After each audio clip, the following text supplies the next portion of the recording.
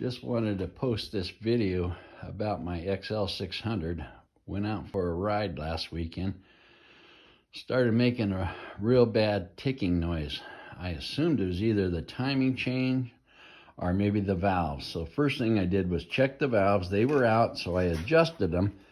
And then I went ahead and thought I'd change the oil since I checked the valves and everything. I'd do oil change. Well, it turned out when I went to check the oil and change my filter, the back of the case behind the filter actually blew out and was in the engine making the noise.